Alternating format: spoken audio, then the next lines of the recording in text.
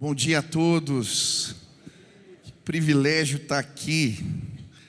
Amo demais o pastor Jeremias, sempre que ele convida eu tento atender sempre.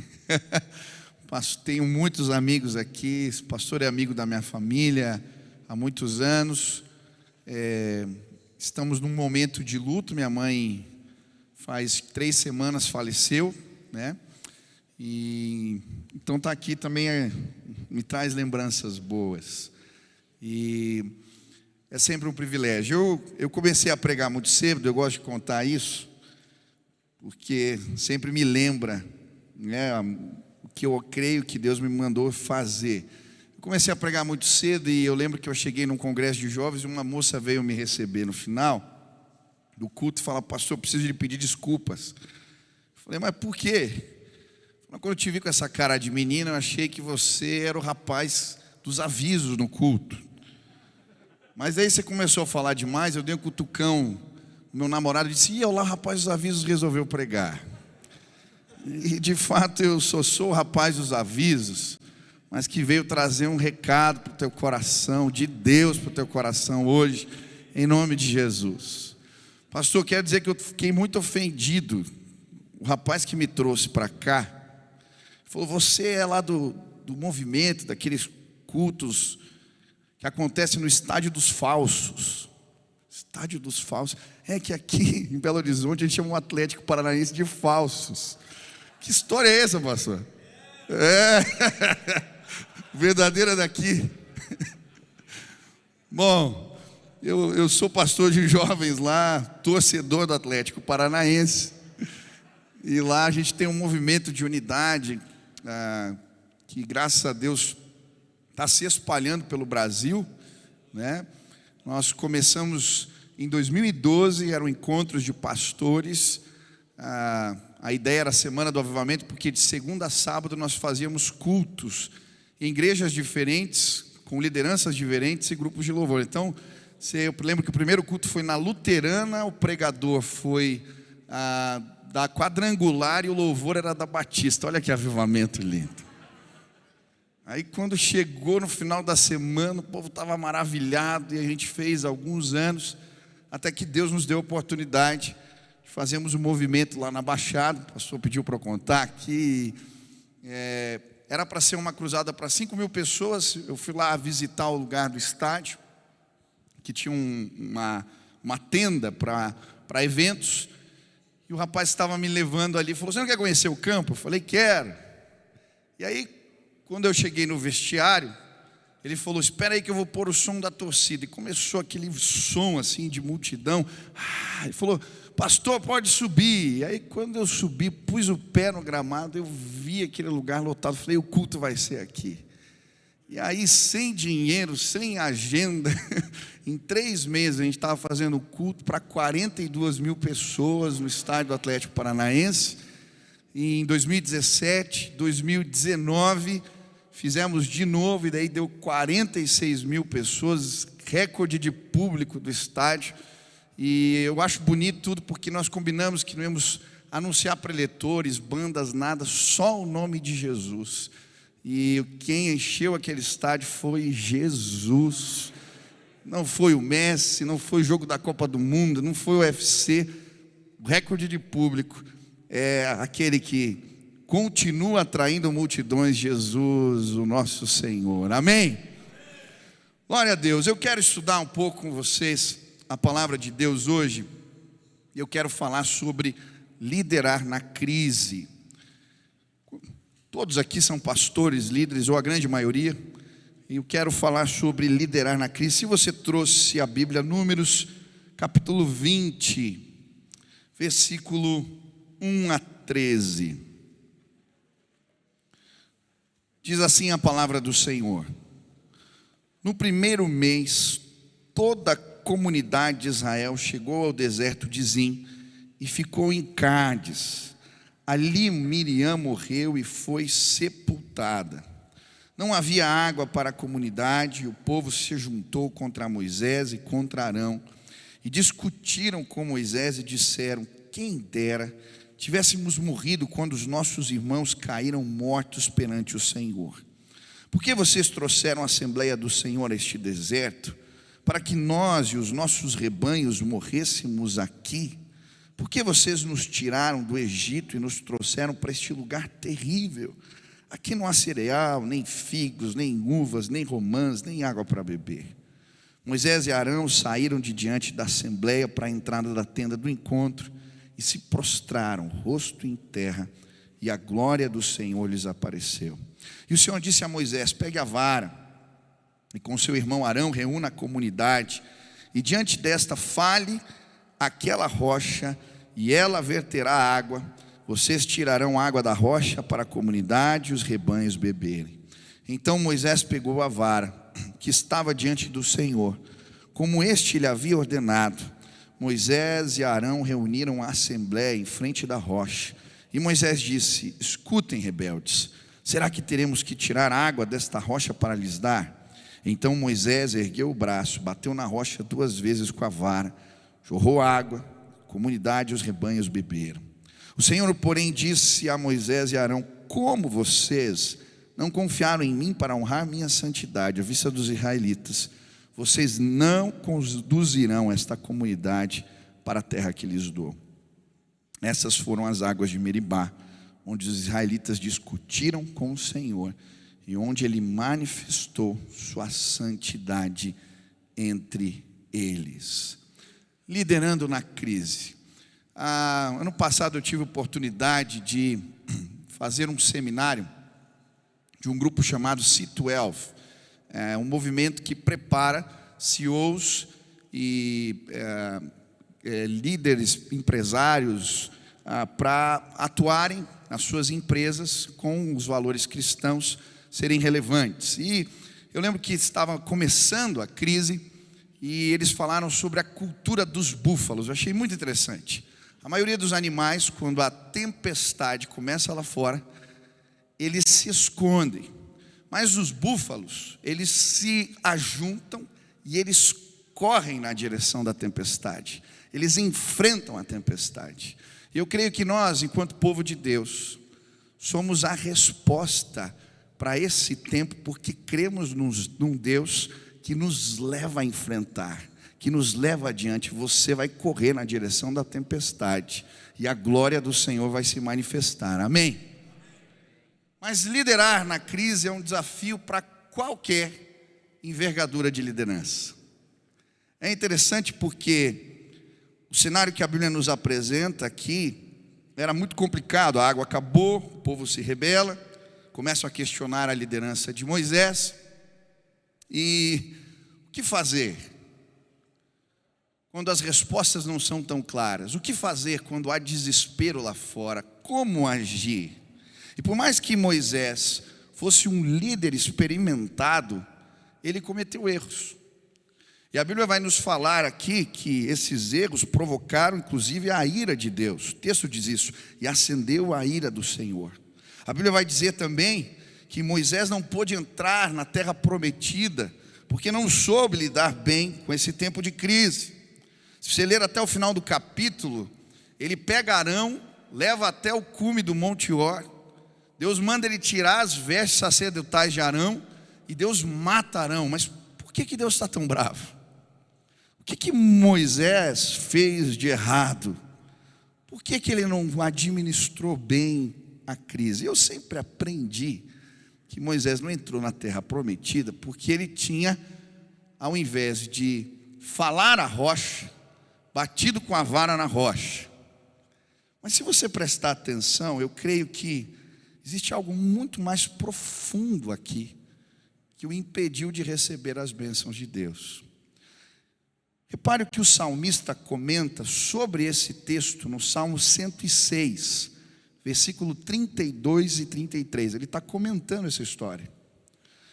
Indignaram-no também junto às águas da contenda, de sorte que sucedeu mal a Moisés por causa deles, porque irritaram o seu espírito de tal modo que falou imprudentemente com seus lábios. O salmista está dizendo que o problema foi o que ele disse. Mas o que ele disse? Versículo 10 do texto que acabamos de ler. Escutem, rebeldes, será que teremos que tirar água da rocha para dar a vocês?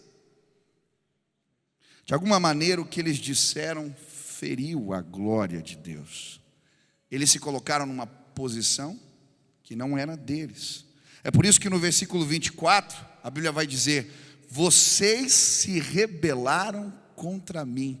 Rebelar não é apenas desobedecer, é se colocar numa posição que não é sua. E muitas vezes nos perdemos ao administrar as crises, porque nos colocamos numa posição que não é nossa e ferimos a glória de Deus. Um líder não pode ferir a glória, não pode. Deus é santo, santo, santo, santo, santo, santo. Você não pode ferir a glória de Deus.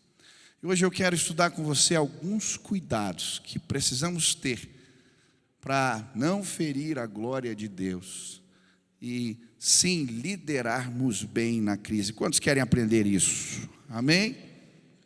Primeira lição: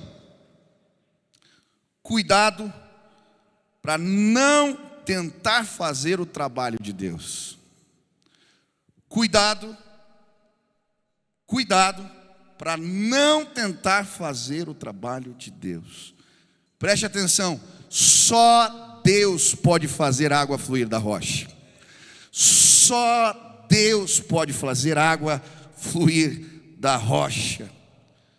Todas as vezes que tentarmos fazer o trabalho de Deus, nós não vamos saciar a nós mesmos e nem aos outros que lideramos. Só Deus pode fazer água fluir da rocha. A Bíblia vai nos mostrar isso na história de Uzias. Uzias era um rei bom, temente a Deus, fez coisas boas, mas quando ele resolveu tentar fazer o trabalho de Deus, ele ficou doente. Olha o que diz 2 Crônicas, versículo 26, 16 a 21. Mas havendo-se já fortificado, exaltou-se o seu coração, até se corromper, e transgrediu contra o Senhor seu Deus, porque entrou no templo do Senhor para queimar incenso no altar do incenso. Porém o sacerdote Azarias entrou após ele, com 80 sacerdotes, varões valentes, resistiram ao rei Uzias. Eles disseram: a ti, Uzias, não compete queimar incenso perante o Senhor, mas aos sacerdotes, filhos de Arão, que são consagrados para queimar incenso. Sai do santuário, porque transgrediste, e não será isso para a tua honra tua, da parte do Senhor teu Deus. Então Uzias se indignou, e tinha um incensário na sua mão para queimar incenso. Indignando-se Uzias, com o incensário na mão, contra os sacerdotes, a lepra lhe saiu à testa perante os sacerdotes, na casa do Senhor, junto ao altar do incenso. Então o sumo sacerdote Azarias olhou para ele, como também todos os outros. Ele já estava leproso na testa. O lançaram fora, e ele saiu de peste, visto que o Senhor o ferira. Assim ficou leproso o rei Uzias até o dia da sua morte. Ele entra e tenta fazer o trabalho de Deus, e o Senhor o fere com lepra na testa. Cuidado, só Deus faz água fluir da rocha. Pastor, limpa a tua mesa. Sabe para que Deus te trouxe aqui? Para fazer você enxergar que existem coisas que talvez você esteja fazendo e Deus não mandou você fazer. Eu vejo pastores doentes. Eu já fiquei doente, porque eu entendi o ministério errado. Deixa eu te dizer uma coisa: o ministério não se trata de você. A obra é de Deus, a glória é dele. E quando ele encontra vasos que entendem o seu lugar, ele simplesmente transborda a sua glória. Cuidado. Mas é comum sermos tentados a fazer o trabalho de Deus. Esse começo de pandemia, A minha mãe estava viva e o meu pai foi levar ela para um tratamento experimental que surgiu nos Estados Unidos. Era uma última tentativa.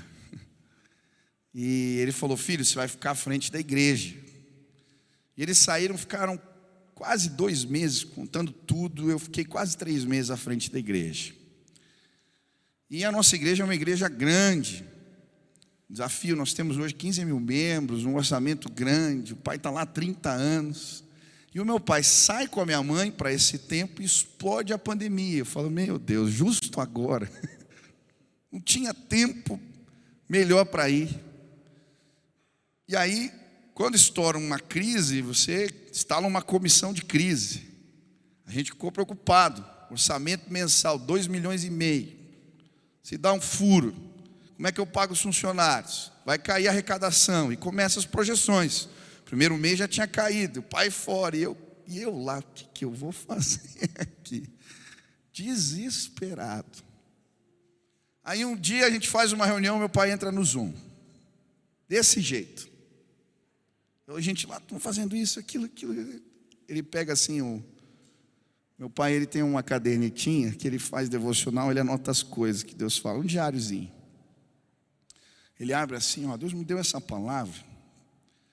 Pode ficar tranquilo. Não vai faltar nada, Deus me disse. Aí fechou o caderno, terminou a reunião, eu falei: meu Deus, será que é assim mesmo? Só isso. Eu já estava pensando: não, a gente vai ter que fazer isso, aquilo, montar, falar com banco, empréstimo. Deus vai nos dar o recurso. Quem faz água fluir da rocha? Todos os meses da pandemia nós tivemos superávit. Todos os meses. Teve um dos meses que deu quase o dobro do orçamento, 50% a mais. No meio da pandemia, o que é isso? Deus faz água fluir da rocha. Pastor, você está sobrecarregado, você está correndo, você está desesperado. A gente tem as ideias e a gente começa a criar daí estratégia para resolver as ideias que a gente teve. Aí você tem um evento, aí você cria o evento para arranjar dinheiro para o evento que você quer fazer. Quando você vê, você está todo enrolado, fazendo um monte de coisa. Hoje eu vim te dizer, em nome de Jesus, Deus faz água fluir da rocha ainda hoje. O que Ele te mandou fazer? Eu conheci um missionário chamado Scott Lee, homem de Deus. Ele tinha uma missão e plantava igrejas na América Central. E esse missionário, ele começa um trabalho muito interessante, em parceria com uma instituição. Ele treinava os obreiros locais, México, Guatemala, em várias regiões ali. Depois ele ajuntava recursos para levantar as paredes, e essa missão, esse parceiro vinha e colocava os telhados nas igrejas. Ele já plantou mais de 200 igrejas assim.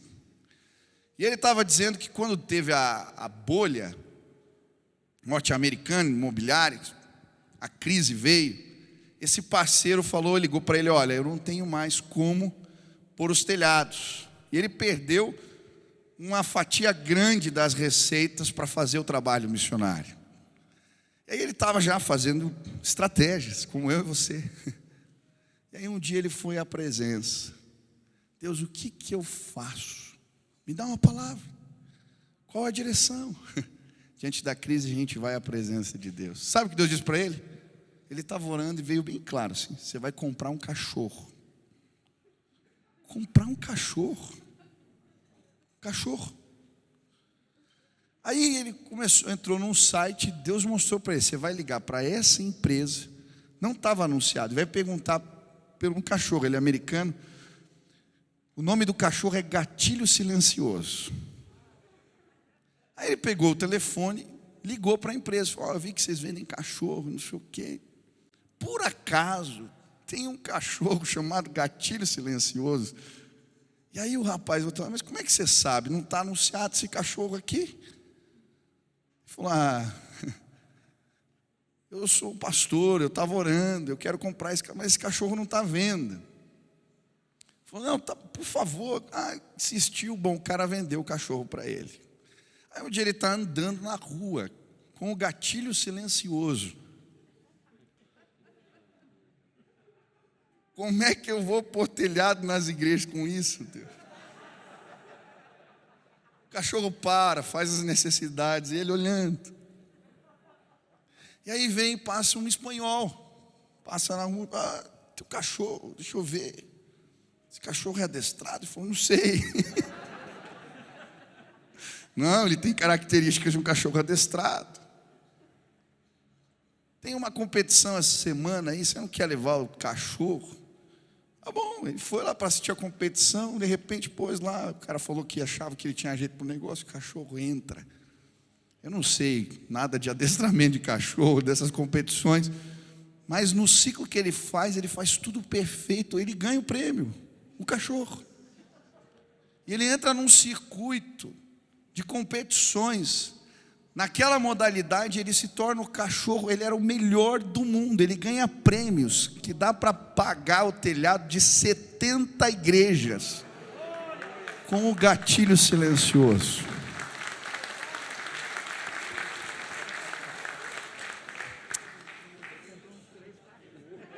Quem quer comprar um cachorro aqui?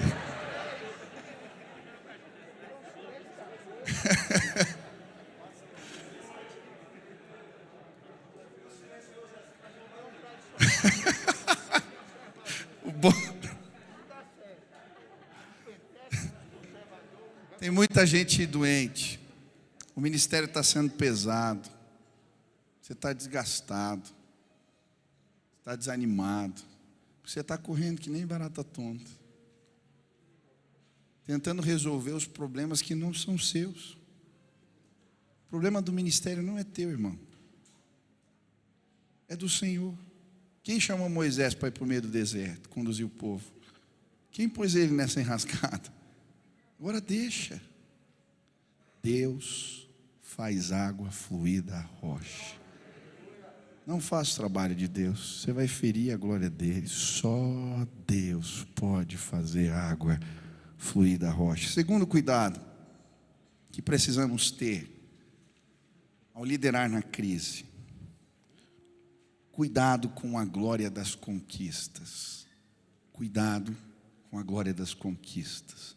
Muitas vezes em nossa vida esquecemos que quem nos faz prosperar é o Senhor, e começamos a acreditar na nossa experiência acima de tudo. E é muito interessante porque Moisés já tinha visto água fluir da rocha. São dois textos que falam, um em Êxodo 17 e outro em Números 20. Em Êxodo 17 ele está no vale de Refidim, em Números 20 ele está no deserto de Zim. Em Êxodo 17 ele está no começo do ministério, em Números 20 ele está no final do ministério. E o que muda? Na primeira vez ele não tinha ideia do que fazer, na segunda ele já tinha experiência. Eu sei, eu acho que dá, tem como. E sabe, muitas vezes nós, sem perceber, trocamos a dependência pela autossuficiência das experiências. E aí a gente se perde, porque a gente acha que sabe. Eu já liderei crises assim, eu já resolvi problemas assim, eu fiz isso, aquilo e aquilo outro, mas Deus tem outras respostas, Deus tem outras formas. Eu lembro que uma época eu comecei a vender carro, brincar assim, comprava um carro, vendia, comprava, vendia, fazia uns rolos. E aí eu lembro que chegou numa negociação e eu tinha uma premissa: eu sempre orava antes de comprar um carro. E aí eu dava sempre certo. E uma vez o negócio era tão bom, estava tudo tão certo, aquele carro não tinha erro, não precisava nem orar. Eu não orei. O carro fundiu o motor 2 vezes. E às vezes a gente estaciona na vida e no ministério porque a gente acha que sabe fazer. Eu lembro a primeira vez que eu atendi um caso complicado. Era uma menina que tinha sofrido um abuso sexual. O pai tinha abusado dela. Coisa terrível. Essa menina, quando tinha desejos sexuais, ela se mutilava. Ela se batia. Porque quando ela entrou na adolescência e entendeu que ela tinha desejos pelo seu pai, ela começou a se achar um monstro. Eu era um menino, tinha acabado de começar no ministério. Aquela menina veio com tudo aquilo. Eu lembro que eu falei para ela: olha, eu não sei o que eu vou te dizer, espera uma semana e depois volta. Sabe o que eu fiz? Eu não tinha as respostas. Eu fui orar a Deus: eu não sei o que dizer para essa menina. Eu não sei. Mas eu lembro na segunda vez, quando ela veio para a conversa, quando aquela menina começou a falar, Deus começou a me mostrar coisas da história dela que eu não sabia. E quando eu comecei a dizer isso, e aquela menina desmontou e começou a chorar. Mas como você sabe? Deus está vendo e Ele está cuidando de você. E Ele me trouxe aqui para dizer que você não estava sozinho. Ele conhece a tua dor. Um menino, pastor que não sabia resolver o problema. Eu vi água fluir da rocha aquele dia. Eu lembro das primeiras pregações. Meu pai é um pregador muito conhecido, dos bons assim. Já pregou em tudo que é canto. Aí me convidaram para pregar. Eu tinha 3 sermões. Se você me convidasse para pregar 5 vezes, já complicava. Eu fui num congresso, mandaram eu pregar 7 vezes. Quando chegou na 4ª, eu entrei em desespero. Mas sabe o que eu fiz? Era um acampamento de jovens, 500 jovens. Aí, eu lembro quando eu cheguei no acampamento, o pastor me olhou assim, acho que ele pensou que tinha convidado meu pai, né? Eu desci, ele olhou, mas eu esperava alguém mais velho. Eu falei: esse aí mesmo que veio, pastor, fazer o quê? Aí eu peguei a chave eu falei assim pro pastor: pastor, eu preciso orar, você me empresta a chave do auditório do culto? Tá bom. Aí quando todo mundo ia dormir no acampamento, sabe o que eu fazia? Porque eu não sabia pregar. Eu ia para o auditório e eu ficava orando desesperado. Deus, me dá uma palavra. Me dá uma palavra. E aí de repente começava. Eu ia fazendo as anotações. Aí eu tinha medo, sabe o que eu fazia? Eu pregava para as cadeiras vazias para treinar. Lembra aquele dia eu saí 5 horas da manhã ali pregando só para a cadeira vazia. Mas no outro dia, quando eu ia pregar, eu vi a água fluir da rocha.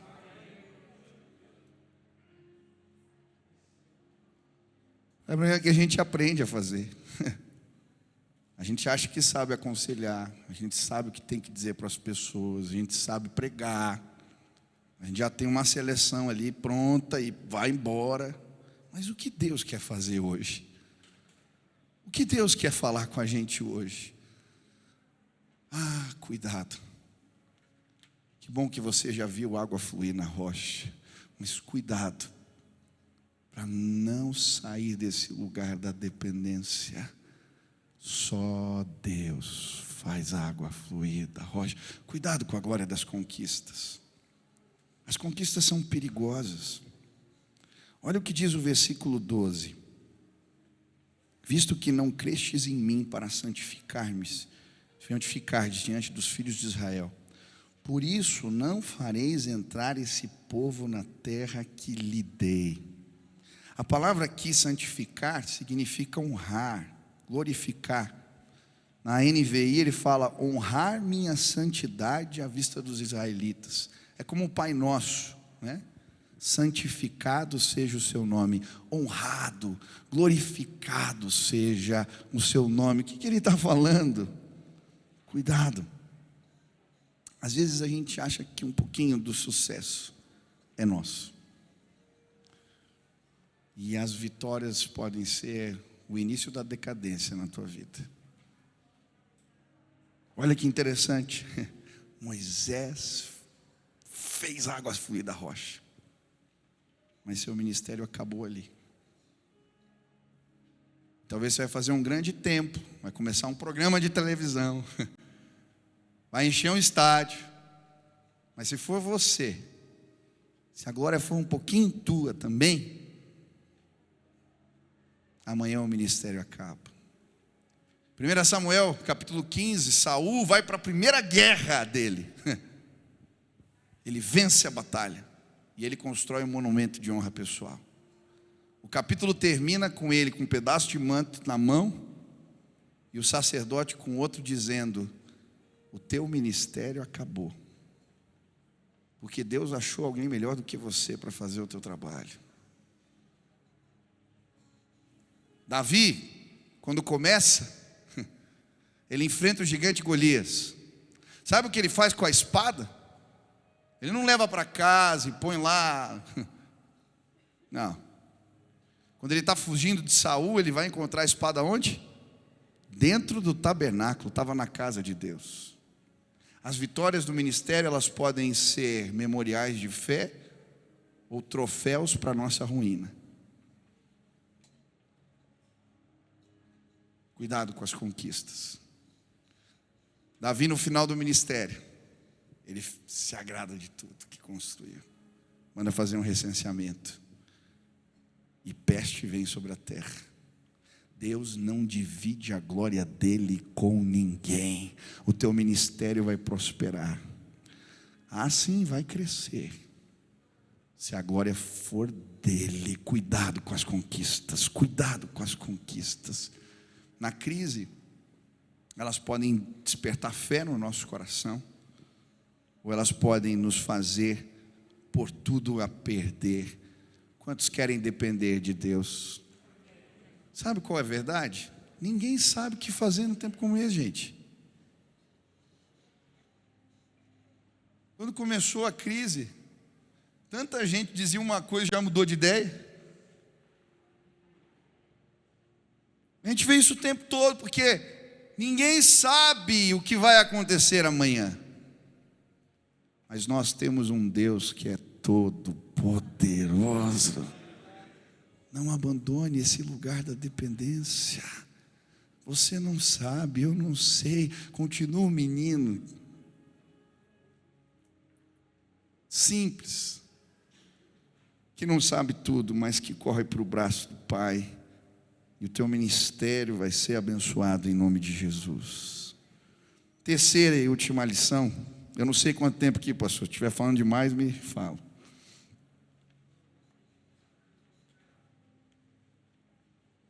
Cuidado com o lugar das contendas ou injustiças.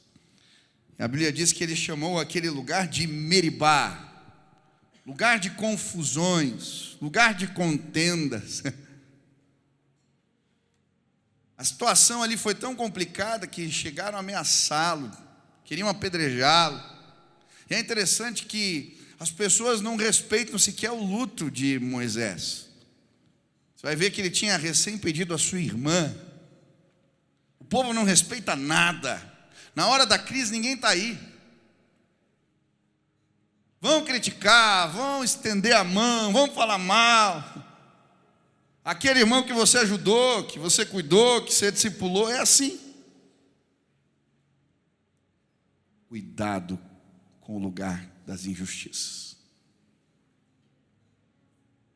Você pode imaginar o pensamento de Moisés: que povo ingrato. Depois de 40 anos, tudo que eu fiz, eles viram o céu descer, viram as pragas, Deus me usou para libertá-los, eu fiz isso, isso, e isso, e isso, e isso, e aquilo, e não tem nada mais perigoso do que o orgulho ferido. Quando nos sentimos injustiçados, desrespeitados, é nesse momento que agimos imprudentemente. E ele falou imprudentemente, ele agiu de forma correta. Cuidado. Cuidado. Eu lembro o ano que o meu ministério mais cresceu. A gente tinha batizado acho que uns 300 jovens aquele ano. Tinha feito a primeira cruzada. Aí chega um e-mail de um líder da igreja. Sabe aqueles e-mails bons de ler? Descascando assim, tudo. E pior, ele estava usando premissas que não eram verdadeiras. E eu lembro que eu fiquei tão indignado. Isso não é justo, e olha isso, que a gente faz o trabalho, eu acordo tal hora, eu vou dormir tal hora. Já fez isso? Fui atender esse irmão, olha aqui, a filha dele, eu que cuidei, não sei o quê, papapá. Eu não mereço isso. Será que é para continuar aqui? Acho que Deus tem coisa nova. Eu estava resmungando. Aí toca o meu telefone. O irmão da igreja. Ele veio da Assembleia de Deus. É que a gente é batista lá, né? Mas tem uns pentecostais infiltrados. É igual aqui, aí, irmão.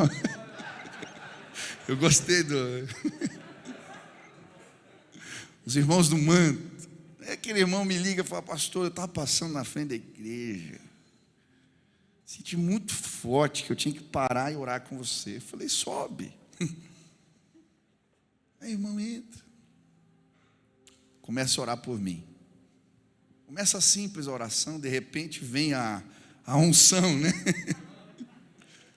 Aí ele olha, aponta o dedo para mim e fala assim: ei, não se trata de você, são as minhas ovelhas. Não se trata de você, são as minhas ovelhas. Não se trata de você. Ele começa a chorar. Não abandone as minhas ovelhas. Quem disse que ia ser fácil, pastor? Quem disse que você ia ser compreendido? Quem disse que você ia ser reconhecido? A gente não quer o ministério de Jeremias, de falar contra as autoridades. A gente não quer o ministério de seguir o que Deus está fazendo e mandando, mesmo quando as pressões vêm. Quem disse que ia ser fácil? Cuidado com Meribá. Nessa hora a gente faz o que Deus não mandou a gente fazer. A gente abandona projetos, a gente negocia valores, a gente toma decisões erradas. Cuidado com o lugar das contendas. Eu lembro de um jovem que eu estava atendendo e a sua esposa eu tinha traído, ele tinha descoberto. Ele chegou na minha sala querendo pôr fim em tudo. Ele olhou para mim e disse: pastor, mas eu tenho direito, eu tenho razão. Eu lembro que eu olhei para ele e disse: vai ser do teu jeito ou do jeito de Deus? Ele só baixou a cabeça e disse: vai ser do jeito de Deus, pastor. Então você põe um anel de novo no dedo e a gente vai orar aqui. Naquele dia, enquanto nós orávamos, aquele moço teve uma visão. Um anjo pôs uma espada no seu ombro e ele sentiu o poder de Deus. E o Senhor lhe dizendo: você é o valente desta casa. Vai e eu vou restaurar os seus. Essa família foi restaurada. Igrejas cresceram. Talvez você não saiba as histórias. Talvez você vá lá para a PIB Curitiba e veja muita coisa bonita, mas você não sabe as histórias. Talvez você vê já ministérios frutíferos. Sempre vão existir no caminho Meribás. Mas o que distingue líderes que prevalecem, os que põem tudo a perder, é a sua capacidade de, nesse instante, deixar o orgulho de lado e ouvir a voz de Deus. Hoje eu queria te convidar nesse tempo de crise. Talvez você foi machucado, pastor. Bem intencionado você fez coisas e as pessoas te entenderam mal ou te julgaram. Talvez nesse tempo de crise você trabalhou que nem um louco. Acordava cedo e ia dormir de madrugada. Eu nunca fiz tanto velório na minha vida. Eu nunca fiz tanta visita em hospital. Só numa assembleia foram 14 irmãos que nós perdemos para o Covid. Eu nunca vi tanta gente quebrando. Mas eu nunca vi tanto a glória de Deus como nesses últimos dias. Na crise a igreja cresce. Na crise a nossa liderança cresce. Na crise somos fortalecidos. Mas hoje eu vim dizer para você, em nome de Jesus, você não precisa sair aí correndo que nem um maluco. A água flui da rocha ainda hoje. Talvez eu vim me identificar com você. Você não sabe o que fazer? Eu também não. Que bom, né? Mas você não teve experiências algumas, mas eu não sei o que fazer. Nós vamos dobrar os joelhos e nós vamos orar como nunca, porque é nesse lugar de dependência que as coisas acontecem. Fui machucado, talvez foi também. Eu estou só no osso, irmão.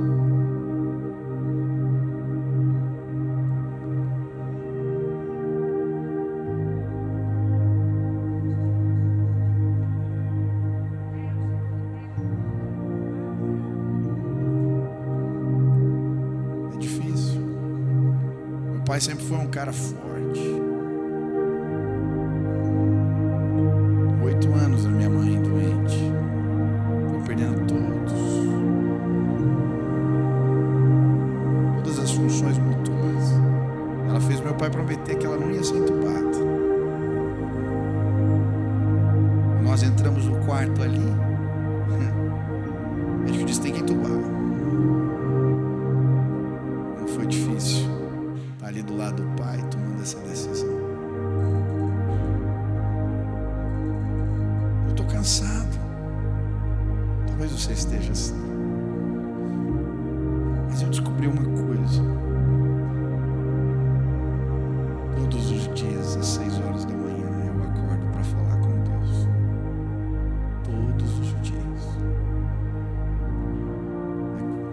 Vai fazer 600 dias. Eu acho que não dá mais.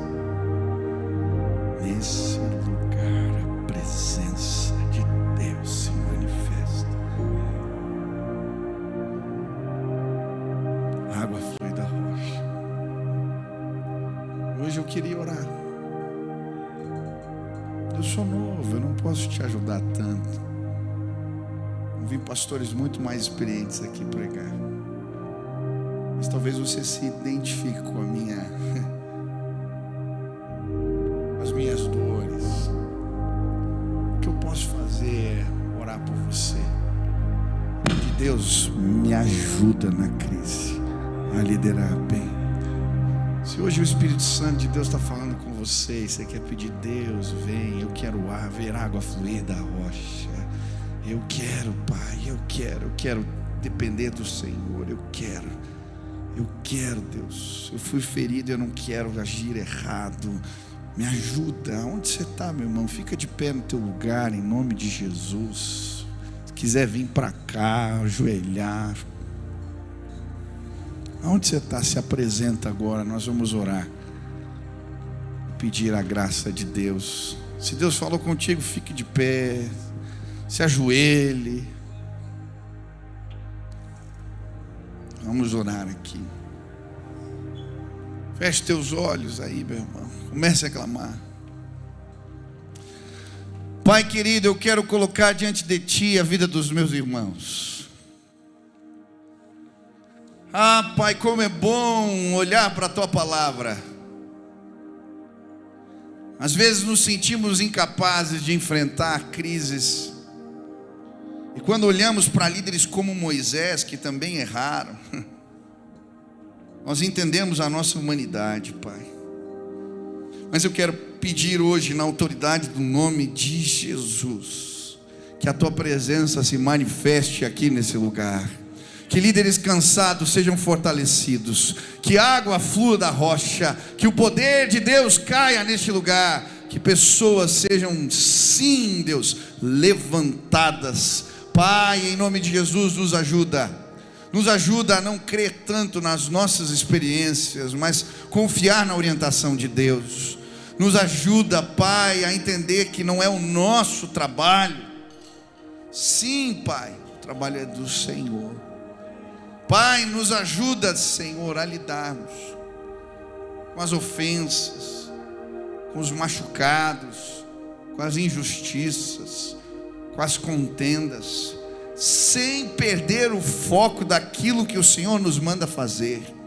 Pai, em nome de Jesus, que chamados sejam renovados hoje, que líderes sejam fortalecidos neste lugar, que pessoas hoje saiam daqui na certeza de que o Senhor as escolheu, as separou. Não se trata de nós, é o teu reino, é a tua glória. Hoje derrama o teu poder neste lugar. Que o teu Espírito se manifeste, que o teu Espírito se manifeste, que o teu Espírito se manifeste aqui. Levanta a tua igreja, levanta o teu povo, levanta os teus obreiros. Pai, faz sinais e maravilhas mais uma vez. Queremos contar as histórias dos teus grandes feitos.